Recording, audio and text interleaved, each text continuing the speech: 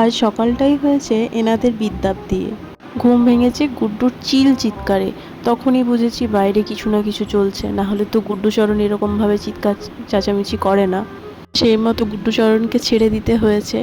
আর গুড্ডুচরণ সকাল থেকে চিল চিৎকারে গোটা পাড়া মাথায় তুলেছে। কি না একদল হনুমান তাদের সাঙ্গ পাঙ্গ সব কিছু মিলিয়ে এসেছে।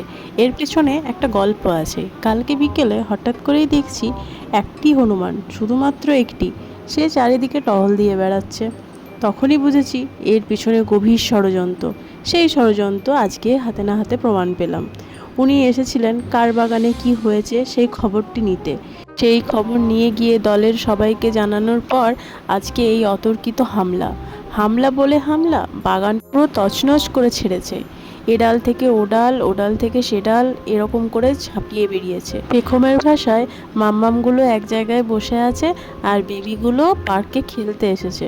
পেখম তো আর বুঝতে পারছে না এটা পার্ক নয়, এটা গাছের ফলমূলের ওপর অত্যাচার হচ্ছে। যদিও পেখম বলে, মামাম ওদেরও তো খিদে পায়, ওদেরকেও তো খেতে হবে, ওরা তো খাবার জন্যই এসেছে, তাই ওদেরকে বকো না, ওদেরও তো খিদে পায় বলো।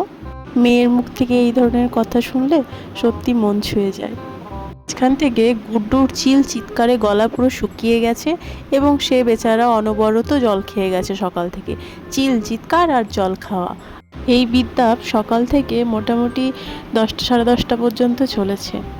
কিছুক্ষণ ওদের দেখার পর বুঝতে পারলাম পেখমের কথাটা কিন্তু ভুল নয়। মাগুলো সব দূরে দূরে যেখানে সেখানে বসে আছে, আর যারা গাছে গাছে লাফিয়ে বেড়াচ্ছে তারা প্রত্যেকটা এক একটা বাচ্চা। তখনই বুঝলাম যে পেখম তো ঠিকই বলেছে, মামামগুলো বসে আছে আর বেবিগুলো খেলছে। ওদের এই খেলা দেখতে বেশ মজা লাগছিল। মনে হচ্ছিল আমি যেমন একটা জায়গায় নাজেহাল হয়ে বসে থাকি আর পেখম চারিদিকে দুষ্টুমি করে বেড়ায়, জিনিসপত্র ঘেঁটে বেড়ায়, ঠিক ওরাও মনের মতো করে খেলছে। এ ডাল থেকে ও ডাল, ও ডাল থেকে সে ডাল ছুটে ছুটে বেড়াচ্ছে। আর এই দেখো মাগুলো কেমন চুপটি করে বসে আছে, যা পাচ্ছিস কর, আমাদের বাবা তাতে কিছু যায় আসে না, একটু বসে রেস্ট করি, খেলতে নিয়ে এসেছি খেলে বেড়াও। এদের দেখে একটা কথা তাই খুব মনে হচ্ছে যে সব মারাই মনে হয় হাঁপিয়ে ওঠে তাদের ছেলে মেয়েদের ঠেলায়।